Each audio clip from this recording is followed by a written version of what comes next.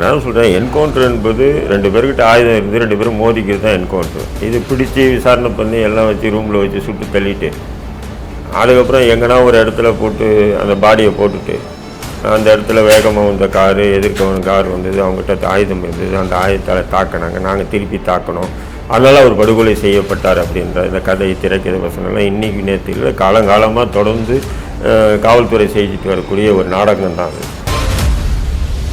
காக்காவை encounter பண்ணிட்டு அசம்பவம் செஞ்சு வெளியே வந்துடுவாங்கன்னு சொல்லி காவல்துறை நினச்சிருந்தா அது எவ்வளோ பெரிய கேவலமான விஷயம் சொல்லுங்கள். ஏதோ ஒரு பின்னாடி அரசியல் இருக்குது, இல்லாமல் இந்த என்கவுண்டர்கள் நடக்க வாய்ப்புகள் இல்லை. காவல்துறை அப்படி கொடுமையானவர்கள் இல்லை. இது முழுக்க முழுக்க கதை திரைக்கதை வசனம் எல்லாமே பார்த்தீங்கன்னா காவல்துறை தான். ஏங்க சட்டம் உங்கள் கையில் இருக்குங்க, நீங்கள் நினச்சின்னா நிரபராதியை கூட குற்றவாளிக்கு உள்ளே போடலாம், குற்றவாளி கூட நிரபராதின்னு சொல்லி விட்டுலேயே விட்டுருவீங்க. காவல்துறைக்கிட்ட அவ்வளோ அதிகாரங்கள் இருக்குது. எந்த முக்கியமான விஷயத்தை திசை திருப்ப அல்லது யாரை சாந்தப்படுத்த இந்த என்கவுண்டர். இப்படி ஒரு ரவுடிசம் எத்தனையோ என்கவுண்டர் பண்ணிட்டீங்க, ரவுடிசம் ஒழிஞ்சிச்சா? ரவுடிசம் ஒழிக்கணும்னு சொன்னால் காவல்துறை கையில் இருக்குது ரவுடிசம் ஒழிக்கிறதுக்கு. எவ்வளோ கொடூர மனம் படைத்தவங்க கூட ஒருத்தரை சாகடித்து அதை வெட்டி துண்டு துண்டாக ஆக்கி பெட்டியில் வைக்கிற அளவுக்கு மனநிலை போகுதுன்னா நிச்சயம் அவனுக்கு போதை தான் அவனுக்கு ஒரு காரணமாக இருக்கும். புக்கு செய்திகள் நேயர்களுக்கு வணக்கம். இன்று நம்மோடு இணையும் சிறப்பு விருந்தினர் இந்திய தேசிய லீக் கட்சி நிறுவன தலைவர் திரு தடா ரஹீம் அவர்கள். வணக்கம் சார். வாங்க. எப்படி இருக்கீங்க சார்? ரொம்ப நல்லா இருக்கேன் சார். சமீபத்தில் நடந்த காக்காத்தோப்பு பாலாஜி அவருடைய என்கவுண்டர், இதன் பின்னணி என்ன சார்? பின்னணி என்னன்னா, ஆம்ஸ்டாங் படுகொலை செய்யப்பட்டார். படுகொலை செய்யப்பட்ட உடனே திமுக என்ன நினைக்குதுன்னு சொன்னால், ஆம்ஸ்டாங் படுகொலை ஒரு அரசியல் ரீதியான படுகொலை அல்ல, அது ரவுடிஸுக்குள்ளே ஏற்பட்ட ஒரு மோதல் அப்படின்றத சித்தரிக்கிறதுக்காக தான் இந்த என்கவுண்டர்லாம் அப்படின்றது என்னுடைய பார்வை. ஏன்னு சொன்னீங்கன்னா, சமீபத்தில் ரஞ்சித் ஒரு ட்வீட் போட்டார். திமுகவும் சரி சில திமுக ஆதரவாளர்களும் சரி ஆம்ஸ்டாங்கை ரவுடி மாதிரி சித்தரிக்கிறதுலாம் ரொம்ப மும்முரமாக இருக்காங்க. ஏன் தான்ன்றது தெரியல, அவர் என்ன ரவுடியா அப்படின்னு சொல்லி கேள்வி எழுப்பினார். நிச்சயமாக இப்போ இந்த கொலை எப்படின்னா ஒரு அரசியல் ரீதியான படுகொலை, ரவுடிஸுக்குள்ளே ஏற்பட்ட ஒரு மோதலாக நடந்த கொலை. அதுக்கு நாங்கள் பாருங்கள் என்கவுண்டர் பண்ணுறோம் அப்படின்னு ஃபஸ்ட்டு திருவங்கடம் பண்ணாங்க. இப்போ அடுத்தது இன்றைக்கி காக்காத்தோப்பு பாலாஜியை பண்ணியிருக்காங்க. நான் சொல்கிறேன், என்கவுண்டர் என்பது 2 பேர்கிட்ட ஆயுதம் இருந்து 2 பேரும் மோதிக்கிறது தான் என்கவுண்டர். இது பிடிச்சி விசாரணை பண்ணி எல்லாம் வச்சு ரூமில் வச்சு சுட்டு தள்ளிட்டு அதுக்கப்புறம் எங்கன்னா ஒரு இடத்துல போட்டு அந்த பாடியை போட்டுட்டு அந்த இடத்துல வேகமாக வந்த காரு எதிர்க்க கார் வந்தது, அவங்ககிட்ட ஆயுதம் இருந்தது, அந்த ஆயுதத்தால் தாக்கினாங்க, நாங்கள் திருப்பி தாக்கணும், அதனால் அவர் படுகொலை செய்யப்பட்டார் அப்படின்ற இந்த கதை திரைக்கதை வசனம்லாம் இன்றைக்கி நேற்று இல்லை, காலங்காலமாக தொடர்ந்து காவல்துறை செஞ்சுட்டு வரக்கூடிய ஒரு நாடகம் தான் அது. மனித உரிமை அமைப்புகளும் மனித உரிமை ஆணையமும் தானாக முன் இது போன்ற விஷயங்களை விசாரணைக்கு எடுத்தாங்கன்னா இதில் மறைஞ்சிருக்கக்கூடிய மர்மங்களெல்லாம் நிச்சயம் தமிழக மக்களுக்கு நிறையவே தெரிய வாய்ப்பு இருக்குது. தொடர்ந்து இது போன்ற என்கவுண்டர் என்பது இது சட்டத்துக்கு விரோதமானது. அவர் காக்காத்தோப்பு பாலாஜி நிரபராதி அப்படின்னு நம்ம சொல்ல முடியாதுன்னு வைங்க. அவர் குற்றவாளியாக கூட இருக்கலாம். குற்றவாளின்னு சொன்னால் அவரை நீதியின் முன்னிறுத்தி நீதியின் மூலயமா அவருக்கு தண்டனை என்ன அதிகபட்சமான தண்டனை வாங்கி கொடுக்குறாங்களோ அதெல்லாம் நம்ம ஏற்றுக்கலாம், அது நம்ம வேறு விஷயம். ஆனால் நீதியை முன்னிறுத்தாமல் காவல்துறை சட்டத்தை தன்னுடைய கையில் வச்சுக்கிட்டு இப்படி படுகொலை செய்வது என்பது இப்போ ரவுடிஸுக்கும் காவல்துறைக்கும் என்ன வித்தியாசம்? ரெண்டுத்துக்கும் வித்தியாசமே இல்லை, ரெண்டும் ஒரே பார்வையை நீங்கள் பார்க்க வேண்டியதாக இருக்குது. இந்த மாதிரி என்கவுண்டர் இதுக்கு முன்னாடி ஆம்ஸ்டாங் கொலை தொடர்ந்து அதில் சிறைபிடிக்கப்பட்ட ஒரு சிறைவாசி என்கவுண்டர் செய்யப்பட்டார். இந்த என்கவுண்டருக்கும் ஆம்ஸ்டாங் அவர் கொலைக்கும் சம்பந்தம் இருக்குது. சம்பவ சிந்தில் வெளியே வரணும், இவரை என்கவுண்டர் பண்ணால் தான் வெளியே வருவார்ன்ற மாதிரிலாம் பாலாஜி அவர்களோட அம்மா பேசியதை பார்க்க முடிஞ்சுது. இது ரெண்டுத்துக்கும் தொடர்பு இருக்கா சார்? அது பாலாஜி அம்மா என்ன நோக்கத்தில் அவங்களுக்கு தெரியும், அது அவங்க என்ன இதுக்காக கருத்துக்காக பேசுனாங்கன்றது நமக்கு தெரியல. அதாவது காக்காவை என்கவுண்டர் பண்ணிட்டு அசம்பவம் செஞ்சு வெளியே வந்துடுவாங்கன்னு சொல்லி காவல்துறை நினச்சிருந்தா அது எவ்வளோ பெரிய கேவலமான விஷயம் சொல்லுங்கள். இல்லை அது உண்மையாக இருக்குமான்னு இல்லை, நான் எவ்வளோ பெரிய கேவலமாக காவல்துறை அப்படி நினச்சி காக்காத்தோப்பு பாலாஜி என்கவுண்டர் பண்ணியிருந்தான், அது ரொம்ப கேவலமான ஒரு விஷயம். ஏன்னு சொன்னீங்கன்னா, நீங்கள் சம்பவ செந்தில் உண்மையிலே அந்த ஆம்ஸ்டாங் படுகொலை வழக்கில் சம்மந்தப்பட்டிருக்காரா இல்லையான்னு காவல்துறையினவர்களையும் தெளிவான ஒரு அறிக்கை வெளியிடவே இல்லை. தெளிவான ஊடகங்கள் அவங்க பாட்டுக்கு போடுறாங்க. இயக்குனர் கேபி சுரேஷுடைய மனைவி கூட தொடர்பு இருக்குதுன்னு சொல்லி போட்டாங்க. ஊடகங்களில் போட்டதெல்லாம் 100 விழுக்காடு உண்மைன்னு சொல்லி நம்ம ஏற்றுக்க முடியாது. காவல்துறை இதுவரையும் அஃபிஷியலாக ஒரு அறிக்கை கூட இதுமாரி குற்றத்தில் சம்மந்தப்பட்டு இருக்காங்க அப்படின்னு சொல்லி சொன்னதே இல்லை. அப்படி இருக்கும்போது இது ஒரு கற்பனையின் அடிப்படையில் நம்ம சொல்ல முடியாது. அதாவது இல்லை பகிரங்கமாக அவங்க தாயார் வந்து இந்த மாதிரி ஒரு குற்றச்சாட்டு வைக்கும்போது சந்தேகம் எழுது இல்லை சார். இல்லை அதான் அவங்க கடைசி வரையும் அவங்க கூட இருந்திருக்காப்புல பேசியிருக்கலாம். அவங்க எந்த அடிப்படையில் நீங்கள் அவங்கள கூப்பிட்டு இந்த வார்த்தையை கேட்டால் நீங்கள் எந்த அடிப்படையில் சொன்னீங்கன்னா அவங்கக்கிட்ட கேட்டால் தான் தெரியும். பட் நமக்கு அது தெரியாது இல்லைங்களா. பட் என்னுடைய பார்வையில் வந்து அதெல்லாம் ஒரு ஹம்பக்காக தான் தெரியுது எனக்கு. ஏன்னா சம்பவ செஞ்சில் பிடிக்கணும்னா பிடிக்கலாம். ஆனால் என்னென்னா இப்போ வந்து ஃபஸ்ட்டு திருவங்கடத்தை போட்டு தள்ளினாங்க, என்கவுண்டர் பண்ணாங்க. இப்போ வந்து காக்காத்தோ பாலாஜி. அப்போ சென்னை வந்து பாருங்கள், நாங்கள் வந்து பெரிய பெரிய ரவுடிகளெல்லாம் கூட என்கவுண்டர் பண்ணியிருக்கோம். இது காரணம் வந்து ஆம்ஸ்டாங் படுகொலை என்பது திமுக வந்து ஜீர்ணிக்க முடியல. அதனால் இதில் சம்மந்தப்பட்டவர்களும் சரி, இது போன்ற கொடிய குற்றத்தில் ஈடுபட்டவர்களையும் சரி நாங்கள் வந்து என்கவுண்டர் பண்ணுறோம் அப்படின்ற ஒரு சிம்பத்திக்கை உருவாக்குறதுக்காக போடப்பட்ட ஒரு என்கவுண்டராக தான் இதை நீங்கள் பார்க்கணும். இந்த என்கவுண்டர் வந்து ஒரு அரசியல் சாயம் பூசுவதாக வந்து அதாவது இந்த என்கவுண்டரில் வந்து ஒரு அரசியல் பின்னணி இருக்குன்னு சொல்லிட்டு மக்கள் சொல்கிறாங்க. ஆனால் அரசாங்கம் வந்து என்ன சொல்கிறாங்கன்னா திமுக எந்த என்கவுண்டர் பண்ணுறதோ அரசியல் தொடர்பு இல்லாமல் இல்லை. ஆனால் அவங்க சொல்கிறாங்க சார் இது அரசியலாக்க வேணாம், இது வந்து ஒரு குற்றவாளி கொடுக்கப்பட்ட தண்டனை. என்ன குற்றவாளி? நீங்கள் வந்து முட்டரவியை வந்து எப்படி கொடுத்தீங்க, என்கவுண்டர் பண்ணீங்க? நேரு சொன்னான்றதுக்காக முட்டரவி என்கவுண்டர் பண்ணீங்க. பூண்டி கலைச்செல்வன் சொன்னார்ன்றதுக்காக மணல்மேடு சங்கரை போட்டு தள்ளினீங்க. நீங்கள் என்கவுண்டர் பண்ணதெல்லாம் வந்து அரசியலாக பார்க்காதீங்க, அது குற்றவாளியாக பாருங்கன்னா நீங்கள் அது அங்கேருந்து பாருங்கள். நீங்கள் அங்கே இப்போது கடந்த ஆட்சி திமுக ஆட்சியும் சரி, இப்போ ஆட்சியும் சரி, ஏதோ ஒரு பின்னாடி அரசியல் இருக்குது. இல்லாமல் இந்த என்கவுண்டர்கள் நடக்க வாய்ப்புகள் இல்லை. காவல்துறை வந்து அப்படி கொடுமையானவர்கள் இல்லை. இப்போ ரவுடிஸ் எல்லாம் பிடிச்சி என்கவுண்டர் பண்ணிவிட்டு அவங்க பேர் வாங்கணுன்றதுக்காக பண்ணுறது இல்லை. அரசியலுடைய ப்ரெஷர். அப்படி பண்ணியிருந்தாங்கன்னா திருவங்கடத்தை ஏன் பண்ணியிருக்க வேண்டிய அவசியம் இல்லை. அவனாக போய் சரண்டானவன் தானே. ஆனால் அவங்க திருப்பி தாக்குதலாக பண்ணார் அப்படின்னு அது எல்லாமே கதை. எப்படிங்க, நான் என்ன சொல்கிறேன், ஒரு குற்றவாளி திருவேங்கடம் என்பது முக்கியமான குற்றவாளி ஆம்ஸ்டாங் வழக்கில் அவர் மறைச்சி வச்சிருக்கிற ஆயுதங்களை வந்து அவரை போய் எடுத்துகிட்டு வான்னு சொல்லுவாங்களா, இல்லை போலீஸ் போய் அவர் சொன்ன இடத்துல போய் தேடி எடுத்துகிட்டு வருவாங்களா? போலீஸ் தான் போய் எடுத்துகிட்டு வரணும்.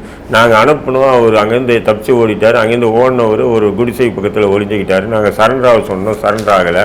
அவர்கிட்ட இருந்த துப்பாக்கி எடுத்து எங்களை நேரி சுட்டார். அதில் நாங்கள் தப்பிச்சிட்டோம். ஆனால் நாங்கள் சுட்டோம் அவருடைய இடது மார்பில் போய், கரெக்டாக இடது மார்பில் போய் குத்திக்கும். அந்தளவுக்கு குறித்தவரை சொல்லக்கூடிய நபர்களா சொல்லுங்கள்.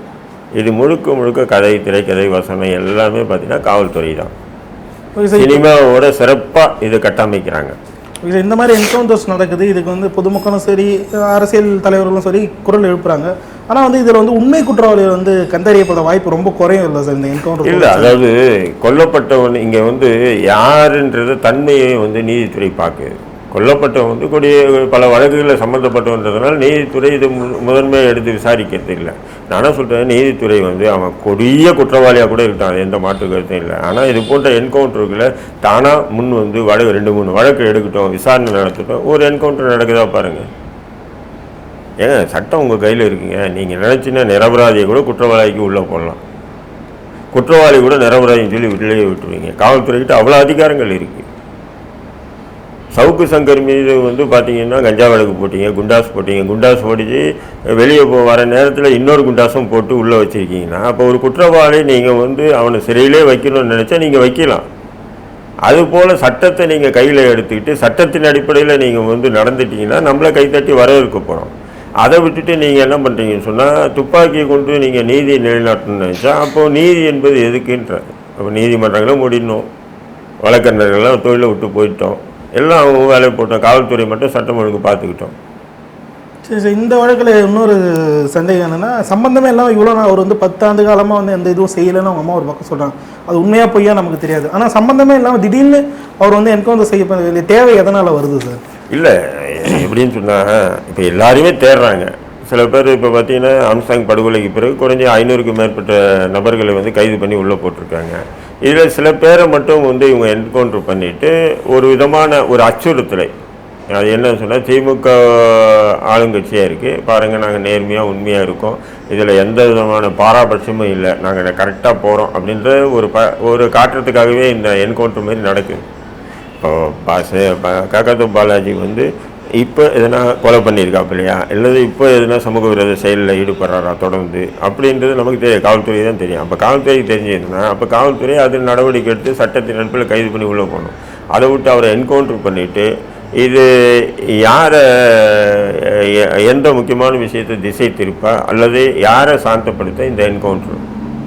கேள்வி தான் செய்யுது. ஆனால் மக்கள் வைக்கக்கூடிய இன்னொரு கருத்துன்னா, இது மாதிரி 700க்கும் மேற்பட்ட கொலைகள் வந்து நடந்திருக்கு.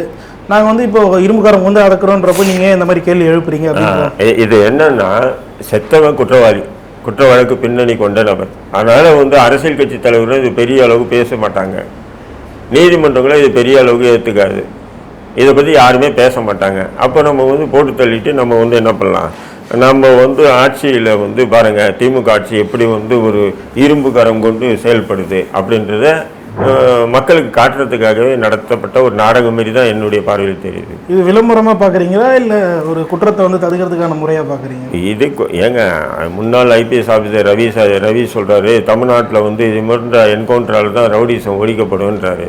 இப்படி ஒரு ரவுடிசம் வந்து எத்தனையோ என்கவுண்டர் பண்ணிட்டீங்க, ரவுடிசம் ஒழிஞ்சிச்சா? ரவுடிசம் ஒழிக்கணும்னு சொன்னால் காவல்துறை கையில் இருக்குது ரவுடிசம் ஒழிக்கிறதுக்கு. இந்த மாதிரி ஆனால் அதிமுக ஆட்சியில் இந்த மாதிரி என்கவுண்டர் நடக்கும்போது திமுக என்னென்ன கேட்டாங்க. நான் சொல்கிறேன், மனித உரிமை மீறல் திமுக பிரித்து பார்க்க முடியாது. அரசு அதிகார வர்க்கம் கையில் இருக்குது. காவல்துறை வந்து அந்த அரசினுடைய சொல் பேச்சை கேட்டுக்கிட்டு அதிகாரத்தை துஷ்பிரயோகம் செய்வது சட்டவிரோதமானது. எப்படி ஒரு ரவுடி ஒரு கொலை பண்ணுறான், குற்ற வழக்கில் ஈடுபடுறான்னா அதே போன்ற ஒரு நிலையை காவல்துறையும் எடுத்ததுன்னு சொன்னால் அது ஒரு தவறான முன்னுதாரணன்றேன் நான். அதுவும் பாருங்கள், திருவேங்கடம் படுகொலை என்கவுண்டர் பண்ண அதே நபர் தான் இதுவும் என்கவுண்டர் பண்ணியிருக்காரு, அந்த சரவணன்ற இன்ஸ்பெக்டர். அவன் எப்படி அவங்க கைக்கு போனால் தான் அவங்க தப்பிச்சு ஓடுவாங்களா? அவங்க கைக்கு போனால் தான் அவன் எதிராளியை துப்பாக்கி வச்சுருப்பானா, இவங்களை பார்த்து சுடுவானா? அப்போ இதெல்லாம் என்ன பாருங்கள். ஏற்கனவே நம்ம திலகவதி ஐபிஎஸ் வந்து பேசியிருந்தாங்க, என்கவுண்டர் ஸ்பெஷலிஸ்ட்னு சொல்லாதீங்க, அதில் என்ன ஸ்பெஷலிஸ்ட் என்ன இருக்குது? பிடிச்சிட்டு காலு கீழே வர சொல்லுவாங்க, காலு கீழே தானே சார் சொன்னோம். இல்லை, என்கவுண்டர் ஸ்பெஷலிஸ்ட்னு சொல்லாதீங்க அப்படின்னு நெறியாளரை பற்றி கேட்குறாங்க. அவங்க ஒரு போலீஸ் ஆஃபீஸர். பிடிச்சிட்டு ஒருத்தனை சொல்கிறது வந்து ஸ்பெஷலிஸ்ட் என்ன இருக்குது, யார் வேணா தான் சொல்லலாம் அப்படின்னா உண்மைதான், புரியுதுங்களா? அதேமாரி ஒரு கொலை பண்ணிட்டு அடுத்த கொலை பண்ணுறதுக்கு அவனுக்கு பயம் இருக்காது. அதேமாரி ஒருத்தனை சுட்டுட்டு இன்னொருத்தனை சுட்டுறதுக்கு அவனுக்கு பயம் இருக்காது. அதனால் அவன் சுட்டுட்டே போகிறான், அவனுக்கு போய் ஸ்பெஷலிஸ்ட்டாக எப்படி நீங்கள் சொல்ல முடியும் அப்படின்னு சொல்கிறாங்க. இந்த மாதிரி தொடர்ச்சியான ஆம்ஸ்ட்ராங் கொலையில் சம்மந்தப்பட்ட இந்த என்கவுண்டர்ஸ்லாம் வந்து ஏதோ ஒரு உண்மையை வந்து மறைக்கிறதுக்காக தான் வந்து காவல்துறையினர் வந்து இதை பண்ணுறாங்க அப்படின்ற ஒரு புறம கேள்விகள் என்ன. நான் ஆரம்பத்துன்னு சொல்லிட்டு வருது, ஆம்ஸ்ட்ராங் படுகொலை என்பது நிச்சயம் அரசியல் பின்புலம் கொண்ட ஒரு படுகொலையாக தான் நான் பார்த்துட்டு இந்நாளையும் பார்த்துட்டு. பல்வேறு தரப்பட்ட கட்சியினரும் உள்ள இன்வால்வ் ஆகிருக்காங்கல்ல சார்? இல்லை, அந்த அரசியல் பின்புலத்தை சொல்லலை நான் என்ன சொல்கிறேன், நீங்கள் சொல்லக்கூடிய அரசியல் பின்புலன்றது இந்த அஞ்சலி போன்றவங்க பிஜேபியில் இருக்காங்க, அவங்க அந்த மலர்விழி வந்து அதிமுக, இந்த மாதிரி நான் சொல்கிறேன். இது மிகப்பெரிய ஆளுமை, திமுகவினுடைய ஆளுமைகள் இதில் தொடர்பு இல்லாமல் இந்த கொலையை நடந்திருக்க வாய்ப்பு இல்லைன்ற நான். அதனால்தான் வந்து என்ன பண்ணுறாங்கன்னா, இந்த கொலையை மூடி மறைக்கிறது தான் திருவங்கடத்தை அவசரமாக என்கவுண்டர் பண்ணது இவங்க. ஏன்னு சொன்னால், ஒரு கால் இந்த வழக்கு சிபிஐ கிட்ட போயிடுச்சுன்னு சொன்னால் அடுத்த கட்டம் வந்து என்ன ஆகிடும், ஒன்றும் பண்ண முடியாது. அவங்க வந்து சிபிஐ நடவடிக்கை எடுத்தால் அது யார் மீது வேணாலும் யாரை வேணாலும் கைது பண்ணலாம், யார் மீது வேணாலும் அந்த வழக்கு பாயும். அதனால அவசரமாக அவங்க வந்து என்ன பண்ணுறாங்க, என்கவுண்டர் பண்ணி முடிச்சிடறாங்க அந்த வழக்கை. விசாரணையில் இருக்கும்போது என்கவுண்டர் எப்படி பண்ணால், அவன் தற்கொலைக்கு முயற்சித்தாலும் பாதுகாக்க வேண்டிய பொறுப்பு காவல்துறைக்கு இருக்குது. நிச்சயமாக. இதை தொடர்ந்து இன்று நடந்த இன்னொரு சம்பவம், ஒரு ஐடி ஊழியர் வந்து வெட்டி சூட்கேஸில் போட்டு வச்ச ஒரு விவகாரம் வந்து வெளியே வந்திருக்கு பகீர்கலை மூலமாக. தமிழ்நாடு எதை நோக்கி சார் பயணிச்சுட்டு இருக்கு? இந்த மாதிரி தொடர்ச்சியாக சமூக சீர்கேடுகள் நடந்துகிட்டே வருது. இதுக்கு ஆட்சி அதிகாரத்தில் உள்ளவர்களும் என்ன நடவடிக்கை எடுக்காமல் இருக்காங்க, இது ஏன் சார்? இல்லை, அது வந்து சமூக சீர்கேடுன்றதை விட நீங்கள் வந்து ஒரு விஷயம் வந்து சட்டத்தின் அடிப்படையில் நடக்கிறது இல்லைன்ற. ஆண்டிக்கு ஒரு சட்டம், அரசனுக்கு ஒரு சட்டமாக தான் இருக்குது. உதாரணத்துக்கு பார்த்தீங்கன்னா, நீங்கள் வந்து எவ்வளோ தான் கடுமையான சட்டங்களை கொண்டு வருவது முக்கியமில்லை, அந்த சட்டத்தை அமல்படுத்துவது தான் இங்கே பிரச்சனை இருக்குது இந்தியா போன்ற நாடுகளில். இப்போ உதாரணத்துக்கு பார்த்தீங்கன்னா, நிர்பயான்ற ஒரு பெண் வந்து கற்பழித்து கொல்லப்பட்டா டெல்லியில். அதுக்கு குற்றவாளிகளை கைது பண்ணாங்க காவல்துறை. நீதித்துறையை என்ன பண்ணிச்சுன்னா, அந்த குற்றவாளியை விசாரித்து 4 பேருக்கு தூக்கு தண்டனை, ஒருத்தருக்கு சிறார் சிறைக்கும் ஆயுள் தண்டனை சிறை கொடுத்து சிறார் சிறைக்கு அனுப்பிச்சிட்டாங்க. அப்போ நீங்கள் நானும் எல்லாமே பேசணும், இது போன்ற கற்பழிப்பு குற்றவாளிகளுக்கு தூக்கு தண்டனை கொடுப்பது தான் சரி, நீதித்துறை கரெக்டாக செயல்பட்டதுன்னு சொல்லணும், வரவேற்றோம், நிச்சயம் அதை வெல்கம் பண்ணணும். ஆனால் அதேமாரி வந்து காஷ்மீரில் கத்பாவா என்ற மாவட்டத்தில் ஒரு சிறுமி ஆசிபா என்ற ஒரு சிறுமியை வந்து கோயிலில் வச்சு 5 பேர் கொடுமையாக கற்பழித்து அந்த சிறுமியை கொன்று இருக்காங்க. அந்த குற்றவாளிகளுக்கு வந்து 5 ஆண்டு தண்டனை, 6 ஆண்டு தண்டனை, 3 ஆண்டு தண்டனைன்னு கொடுத்துருக்காங்க. அப்போது குற்றம் என்பது கொடிய குற்றம்தான். ஆனால் இங்கே எப்படி நீதி வழங்கப்பட்டிருக்குன்னு சொன்னால், டெல்லியில் இறந்த மாணவி நிர்பயா வழக்கில் சம்பந்தப்பட்ட குற்றவாளிகள்லாம் பார்த்தீங்கன்னா வறுமையில் வாழக்கூடிய ஏழைகள் எல்லாமே, வறுமையில் வாழக்கூடிய ஏழைகள், அவங்களுக்கு முன்னாடி நீதி நிலைநாட்டப்பட்டது. ஆனால் இங்கே காஷ்மீர் கத்வால் மாவட்டத்தில் குற்றத்தில் ஈடுபட்ட அத்தனை பேரும் பார்த்தீங்கன்னா பாஜகவினுடைய முக்கியமான புள்ளிகள். அப்போ அங்கே சட்டம் வந்து தன்னுடைய கடமையை முழுமையாக நிறைவேற்றலை. எப்படி சட்டத்தின் அடிப்படையில் சட்டத்துக்கு முன் நிற்கிறவன் வந்து எந்த சமூகம்னு பார்க்கக்கூடாது, பணக்காரனா ஏழையான்னு பார்க்கக்கூடாது, நீதி முன் அனைவரும் சமம் அப்படின்ற இந்த தாரமந்திரம் ஏற்றளவில் தான் இருக்கே தவிர செயல்முறையில் இல்லை. அது தமிழ்நாட்டில் அதே நிலைமை தான் இருக்குன்னு இல்லை, தமிழ்நாட்டில் இல்லை, நான் ஓரலாக சொல்கிறேன். இப்போ நீங்கள் சொன்னீங்களா சூட் கேஸில் வந்து யாரோ ஒரு பெண்ணை கொண்டு எடுத்துப்பாங்க. அப்போது இந்த கொடிய குற்றங்களுக்கு கொடிய தண்டனை வழங்கப்படணுன்றது மாற்று கருத்து இல்லை. இப்போ மேற்குவங்கத்தில் வந்து அந்த திட்டம் போட்டிருக்காங்களா சார் சட்டம், இது மாதிரி ரேப் கேஸில் மாட்டினா? நான் அதுதான் சொல்கிறேன் தம்பி, கொடிய சட்டங்களை கொண்டு வந்து ஒரு மயிரம் பிடுங்க முடியாதுன்ற. நான் இங்கே ஆண்டிக்கு ஒரு சட்டம், அரசனுக்கு ஒரு சட்டமாக தான் இங்கே இருக்குன்ற. நீ கொடூர ஒரு கற்பழிப்பு குற்றத்துக்கு தூக்கு தண்டனை எடுத்தோடனே தூக்கு தண்டனை கொடுக்குற சட்டமே நீங்கள் கொண்டு வரீங்க. அந்த குற்றவாளி வந்து ஒரு பாமர ஏழையோ இல்லாத சிறுபான்மை போன்ற முஸ்லீமோ இருந்தான்னா உடனே அந்த சட்டம் வந்து என்ன பண்ணுவோம், கரெக்டாக நிலைநாட்டுறீங்க. அதே நேரத்தில் அந்த குற்றத்தில் ஈடுபடக்கூடிய நபர் வந்து மிகப்பெரிய அரசியல் பின்பலமோ அல்லது மிகப்பெரிய கார்பரேட் செல்வந்தராக இருந்தார்னா அந்த சட்டத்தை நீங்கள் அதை அடிப்படையில் கொண்டு போகிறது இல்லை. அப்போ இங்கே சட்டங்கள் கடுமையாக்கி என்ன பிடுங்க போறீங்க, ஒரு மயிரம் இல்லைன்ற. நான் சட்டத்தை வந்து சமமாக பிரிக்க மாட்டாங்க. ஏழைக்கு ஒரு சட்டம், ஆண்டிக்கு ஒரு சட்டம், அரசனுக்கு ஒரு சட்டமாக இருக்கீங்க. அப்போ இதெல்லாம் நிறுத்தத்துக்கு என்னதான் சார் வழி? இந்த மாதிரி தொடர்ச்சியாக வந்து நடந்துகிட்டே வருது இல்லை சார்? இல்லை, இதுக்கு வந்து நம்ம திமுகவில் தமிழ்நாட்டில் நடக்கிறதுக்காக திமுக நம்ம குற்றம் சொல்ல முடியாது. இப்போ என்கவுண்டரை பற்றி பேசும்போது அரசியல் அதில் இருக்குன்றதை நம்ம பேசலாமே தவிர அங்கங்கே நடக்கக்கூடிய தனி கொலைகளை வச்சு நம்ம வந்து அரசோட ஒப்பிட முடியாது. தொடர்ச்சியாக வந்து 800க்கும் மேற்பட்ட கொலைகள் நடந்திருக்குல்ல இந்த வருடத்தில்? இல்லை, அது வந்து 800 நடக்கட்டும், 900 நடக்கட்டும், 1000 நடக்கட்டும், நாம் வந்து அரசியல் ரீதியாக பயணிக்கக்கூடிய நபர்கள் கொல்லப்படும் போது அது அரசியல் பழி வாங்கும் படுகொலைன்னு சொல்லிட்டு நம்ம பேசலாம். சாதாரணமாக ஒரு வரப்பு பிரச்சனைக்காக 2 பேர் திடீர்னு சண்டை போட்டுவிட்டு கொலை பண்ணிட்டாங்கன்னா அதெல்லாம் நம்ம திமுக குற்றம் சொன்னோம்னா அது சரியான அரசியல் இல்லை, அது மக்களுக்கு தவறான கருத்து கொடுக்குற மாதிரி இருக்கும். இல்லை, ஏன்னா இதுக்கு காரணம் வந்து அந்த அடிப்படையான விஷயம் வந்து அந்த போதைன்னு சொல்லிட்டு ஒரு விஷயமும் பெருசாக பரவிட்டு இருக்கு. நிச்சயம் போதை வந்து முக்கியமானது. இந்த கொலைகள் இப்போ நீங்கள் யாரும் சொன்னீங்க அடித்து வெட்டி அந்த பாக்ஸில் போடுறான்னு சொன்னால் நிச்சயம் அவனாக இருந்தான்னா கொலையே பண்ணியிருக்க மாட்டான், புரியுதுங்களா? அதிகபட்சமாக ஏதோ கோபத்தில் அடிச்சிருந்தாலும் செத்துட்டு இருந்தாலும் விட்டுட்டு ஓடிட்டு இருப்பான் அவனாக இருந்தான். பட் அவனுக்குள்ளே வந்து போதை வஸ்து போயிருந்தால் தான் அதை வெட்டி அதை எடுத்து சூட்கேஸில் வச்சு அந்த சூட்கேஸை எடுத்துகிட்டு போகிறான்னு சொன்னால் நிச்சயம் அவனாக இருந்திருக்க மாட்டான். அவனுக்குள்ளே வந்து போதை வந்து ஊடுருவிருக்கும். அந்த போதையினால்தான் அவனுக்கு நம்ம என்ன செய்கிறோன்னு தெரியாமல் செய்யணும். எவ்வளோ கொடூர மனம் படைத்தவங்க கூட ஒருத்தரை வந்து சாகடித்து அதை வெட்டி துண்டு துண்டாக ஆக்கி பெட்டியில் வைக்கிற அளவுக்கு மனநிலை போகுதுன்னா நிச்சயம் அவனுக்கு போதை தான் அவனுக்கு ஒரு காரணமாக இருக்கும், இல்லைன்னு சொல்ல முடியாது. இல்லை, அதனால தான் திமுக அரசு மேலே வந்து குற்றம் சாட்டம். திமுக மட்டும் இல்லை, இந்தியாவில் இருக்க முக்கால்வாசி மாநிலங்கள் மேலே குற்றம். இல்லை, தமிழ்நாட்டில் வந்து போதை கலாச்சாரம் இன்றைக்கி அதிகமாகிடுச்சு. கல்லூரி பள்ளி கல்லூரிகளெல்லாம் வந்து இன்றைக்கி போதை இல்லாத இது இல்லை. அதுக்கு வந்து காவல்துறைக்கு தெரிஞ்சே நடக்குது. ஒரு 10-5% தான் காவல்துறை வந்து இந்த போதையை முழுக்க ஒழிக்கணும்னு பார்க்குறாங்களே தவிர 90% காவல்துறை ஏதோ லஞ்சத்தை வாங்கிட்டு ஏதோ நாட்டசமாக போட்ட நாடு அப்படின்றது தான் பார்க்குறாங்க. இதெல்லாம் எந்த மாற்று கருத்தும் இல்லை. அதனால தான் சொல்கிறேன், இந்த என்கவுண்டரை பற்றி இவ்வளோ நீங்கள் கடுமையாக பண்ணுறது.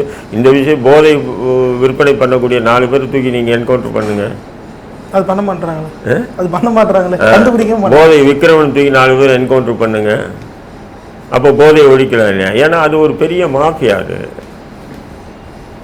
மிகப்பெரிய போதை விற்பனை என்பது மிகப்பெரிய மாஃபியா. அங்கே வந்து அரசியல் செல்வாக்கோடு செயல்படக்கூடிய இந்த மாஃபியாக்கள். ராமதாஸ் அவர்கள் கூட அதே தான் சொல்கிறாரு. 90% வந்து காவல்துறையினரே இதை வந்து ஊக்குவிக்கின்றனர் போதை விற்கிறது அப்படின்னு சொல்லிட்டு ஒரு கருத்தை வைக்கிறார். அது உண்மையா சார்? அவர் விற்கக்கூடிய உண்மை தம்பி, அது எல்லாமே உண்மைதான். ஏங்க காவல்துறைக்கு தெரியாது மது விற்கிறது ஓகே சார், இந்த மாதிரி கஞ்சா அதுதான் காவல்துறைக்கு தெரியாம பவுடரோ அல்லது கஞ்சாவோ இல்லை மாத்திரையோ ஸ்டாம்போ எதுவுமே விற்க முடியாதுன்றாங்க. அந்த அளவுக்கு இன்னைக்கு வந்து சிசிடிவி கேமரா போட்டு எல்லாமே கிளீனாக இருக்குது கம்ப்ளீட்டாக. 4 தெரு சிசிடிவி கேமராவை சர்ச் பண்ணாவே யார் போதை மாத்திரை கொண்டு வரான், யார் விற்கிறான், யார் வாங்குறான்ற முதல் கூட போலீஸ் தகவல் எடுக்கலாம். இது ஒன்ஸ் அப்போ அந்த டைம். இப்போ வந்து தொழில்நுட்ப வளர்ச்சி அவ்வளோ அபரிமிதமாக வளர்ந்துருக்கு, புரியுதுங்களா? இந்த காலகட்டத்தில் நாங்கள் வந்து இந்த போதை ஒழிப்பை முழுமையாக நாங்கள் கொண்டு வர முடியலன்னு சொல்ல முடியறதெல்லாம் முக்கியமாக அம்பக்கா இருக்குது. இப்போ கூட சமீபத்தில் ஒரு கல்லூரியில் வந்து சோதனை பண்ணுறாங்க, 8 ரகமான போதை வஸ்தை கைப்பற்றாங்க. அந்த மாணவர்களை 20 பேரை ஏதோ கைது பண்ணுறாங்க, 2 மாணவிகள் உட்பட 20 மாணவர்களை கைது பண்ணுறாங்க. அது வந்து நீங்கள் கைது பண்ணிட்டீங்க, அவங்களுக்கு யார் எடுத்துருந்து கொடுத்தது, அவங்கள கைது பண்ணீங்களா? சரி, அது போன்ற வெளிநாடுகளில் இருந்தோ உள்நாட்டில் இருந்தோ பல லட்சம் பல கோடிகளை செலவு பண்ணி தங்களுடைய பிள்ளைகளை படிக்க வைக்கிறது உயர்ந்த கல்லூரின்னு சொல்லி எஸ்ஆர்எம்மில் சேர்த்துட்டு அந்த கல்லூரி ஹாஸ்டல்லே சேர்க்குறாங்கன்னா சும்மா சேர்க்கலையே, பணத்தை கொடுத்து தானே சேர்க்குறாங்க. அப்போது அவங்க வந்து போதை ட்ரைனிங் ஆகிறதுக்காக அந்த கல்லூரியில் சேர்க்குறாங்க. அப்போ நீங்கள் அந்த கல்லூரி நிர்வாகம் எப்படி இந்த போதை ஒழிப்பு விஷயத்தை தனி ஆசிரியர்களை போட்டு கண்காணித்து இருக்கணும்? அப்போ கண்காணிக்கல இல்லை. அப்போ நீங்கள் என்ன பண்ணணும், அந்த கல்லூரி ஸ்தாபகரை கைது பண்ணி உள்ளே போட்டிருக்கணும், அந்த கல்லூரியை இழுத்து மூடி இருக்கணும். நீங்கள் அந்த மாணவர்களை கைது பண்ணிட்டா, இப்போ தமிழ்நாட்டில் கூட சென்னையிலே எடுத்துங்க, குறைஞ்சி 10 லட்சம் பேர் போதைக்கு அடிமையானவங்க இருக்காங்க. 10 லட்சம் பேரை கைது பண்ணிவிடுவீங்களா நீங்கள்? முடியாது. அந்த 10 லட்சம் பேருக்கு அந்த போதை வசதி யார் விநியோகம் பண்ணுறான் அவனை கைது உள்ளே போடுங்க. அந்த 10 லட்சம் பேருக்கு அந்த போதை வசதி விநியோகம் பண்ணுறான்னா இவனுக்கு யார் மொத்த வியாபாரி கொடுக்குறான் அவனை தூக்கி உள்ளே போடுங்க, அல்லது அவனை என்கவுண்டர் பண்ணுங்க, நம்மளே வரவேற்கலாம். சரிங்க சார். காக்காத்தோப்பு பாலாஜி அவர்களின் என்கவுண்டர் குறித்தும் தமிழகத்தின் போதை கலாச்சாரம் குறித்து பல்வேறு கேள்விகளுக்கு தெளிவாக விளக்கம் நேரத்திற்கு நன்றி.